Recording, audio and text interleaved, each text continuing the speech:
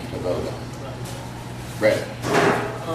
For the benefit of the people that haven't had an opportunity to see the agenda or understand what Chuck's motion is about, can we have some discussion so that Chuck can explain what his issue is so that everybody can understand it? To clarify, yes, that is acceptable. Okay. I have a copy of the agenda right here, hard copy. And Chuck, if you want to come mic up here and where everybody can hear you. Let's see. Test. There we go. Probably hear me anyway. The second item under business is motion to repeal any and all documents not brought forth. And the third is a motion to discuss and adopt 1906-1907 original Oklahoma Constitution. That is to say the de facto Oklahoma 1907 Constitution. There has been the covenant, the frame of government, the operation of the Council of Executive Commissioners, quorum resolution, and 2 or 3 grand jury documents were adopted after extensive, intense, in-person work by many who attempted to create this republic, and we were told succeeded. We have items on the agenda which essentially dissolve that republic and replace it with a different republic. And that is not something that can legitimately be done in absentia. That would require a 2/3 vote of the whole people. It's not been put through the legislature to do anything like that, to be proposed to the people, and it's just monumentally improper, in my view, to do it with proxies. Thank you.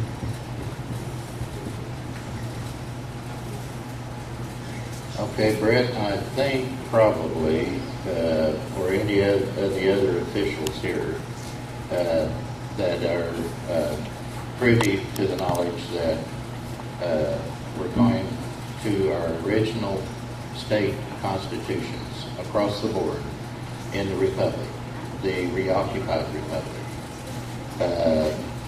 in order to be considered as part of that reoccupied Republic, we're all going to be on the same page with our original statehood constitutions. That is by joint member Congress decision.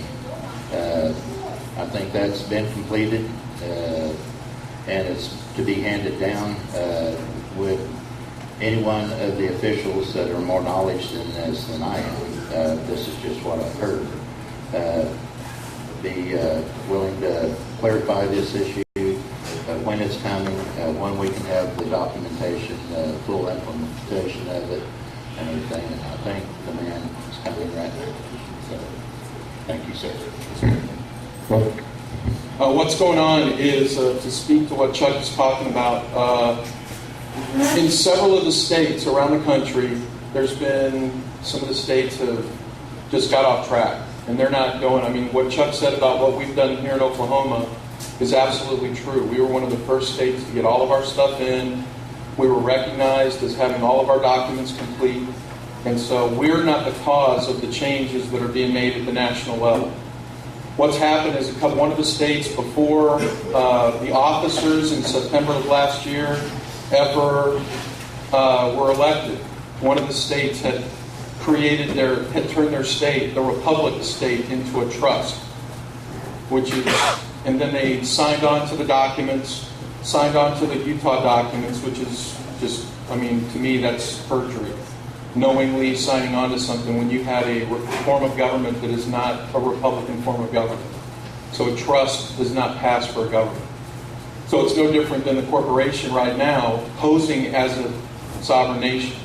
So it's the very same thing. And so that's one of the instances. A couple of the other states have numerous factions within them where they've got, the people in the government just decided, or the people decided to completely overthrow the existing republic government. And then they did that without due process, without impeaching the officers and bringing due process or whatever, following the Constitution. And also what they did was they declared their state to be a permanent republic within the United States. And at this time, we're a provisional government. We are all in flux. We're trying to get from point A to point B being where we have full representation of all the counties and all the states. So we're not anywhere near that at the moment. But what's happened is in order for us to move forward as a nation and to get international recognition, to get the military support, and to, which will ultimately lead to funding and all the things that the President has talked about, opening up the recruiting centers and things like that. In Congress, a resolution was passed, a joint resolution was passed to have all of the states, all of the republics, go back to their last known de jure constitution or one of the corporate constitutions, with the caveat that anything that's repugnant to the Constitution is null and void, no force or effect. And that we can be working on findings and things like that would become permanent or would be referred to a permanent government for review at that time. Michael, is that pretty much? That's what we heard from the Senate side. So that's the purpose of the. And I didn't write the agenda. So so I'm just saying that's where that's the direction that. And here's the thing: it passed in the House and the Senate resoundingly. So it's passed. We're waiting for the President to sign it. But a couple of the states have numerous groups that are claiming that they are the government. And so we're having to go through all the paperwork to find out who is really the representatives. They have enough, it passed in the Senate, that's not the issue. In the House, they're trying to verify who the people are that have the right to vote in Republic. And so they already have enough votes to pass, it's passed resoundingly, and they're waiting to just verify it so that they have the complete and accurate number before they move forward. CJ? I think what we're trying to find out is whether we can use proxy votes or not. Can we or can't we? Well, that I don't know. I'm explaining the situation. Isn't that what he's saying, and I don't know the answer to that. That's not up to me. I'm just explaining the situation about where we're at. Yeah, so we need a roll call vote. I think Michael wants to. Go on out there, Mike.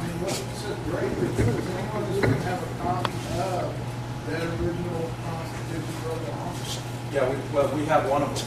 We have a certified copy of the corporate. There's 3 of them. You have one on a nerd stick? But see, it doesn't. Sorry? You have one on a nerd stick, or print it out? No, I don't have it on a nerd stick. We have hard copy. Here's the thing, guys. It doesn't matter whether it's 1907 or the one that we have now. The 1907 is 120 pages. The one that they have on the website now is 160-some pages. The deal is that whatever is repugnant to the Constitution is null and void. Right? So whatever we adopt, it's a provisional measure to become, right. So, and this is something that all of the states are being asked to do, not just Oklahoma. So, and it's not an optional deal.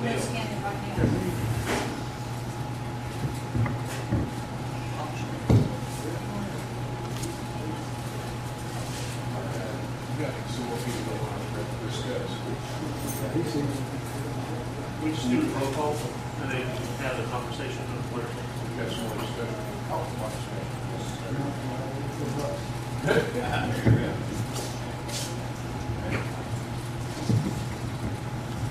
United States of America. Speak up, Michael. The United States of America, before it had a constitution, looked toward the states, at least 7 that already had a constitution in place. Okay. They chose the Commonwealth of Pennsylvania. Now, when we formed a republic, we have a directive from National that we needed to have a republic constitution. Our then governor was assigned that job. He neglected it. Brett literally took it up. Looked at it, passed on the Constitution to me, the Pennsylvania Constitution. So I volunteered to take a look at it.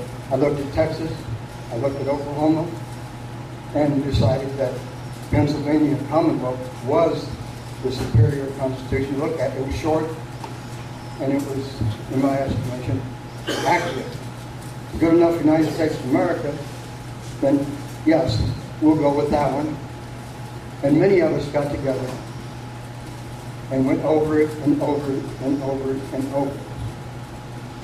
We knew how important it was, right? And we presented it to the people. It was a unanimous decision. We all agreed it was a good document. Other republics that saw our document agreed and modeled theirs after Oklahoma's. The document is called a covenant. It has been ratified. You can't just repeal it. Just like you can't just repeal the original 1787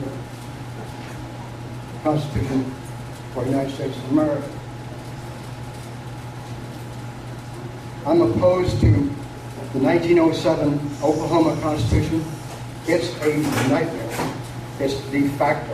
It really is a corporate constitution. And I ask all of you to say that what we have has been accepted by national. It's in harmony with the Constitution. And we have adopted the national Constitution also. Oklahoma was the first to put their documents in, and the first, I believe, to be accepted. We're not out of order. We're in harmony. National needs to approach the states' constitutions that are not in harmony and tell them to fix it. Don't tell Oklahoma what to do. We've done our job. If it needs improving, the people read it. Compare it to the 1907 Constitution. I'll guarantee you, one of them's going to go and file 13. It's just massive. It's extensive. I spent probably a half hour looking at it and I can't do this. I yield.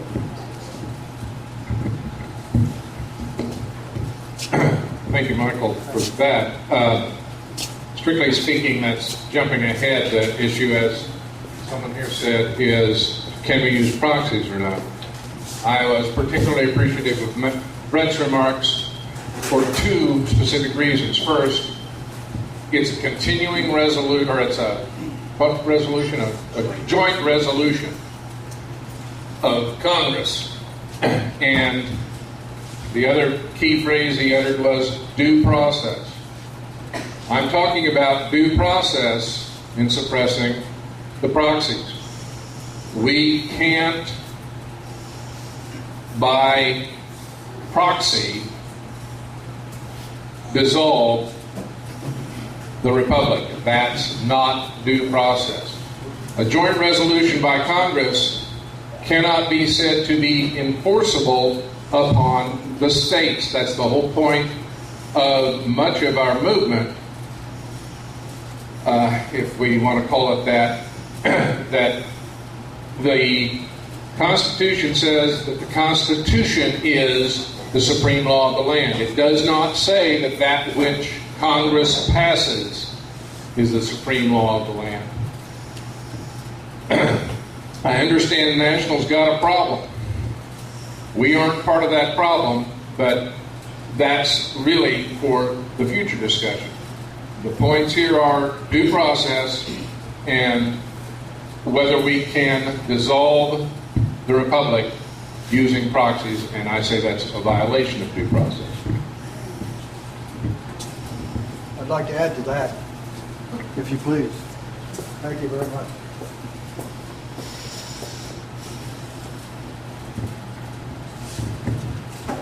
I believe that the folks that are not here do not realize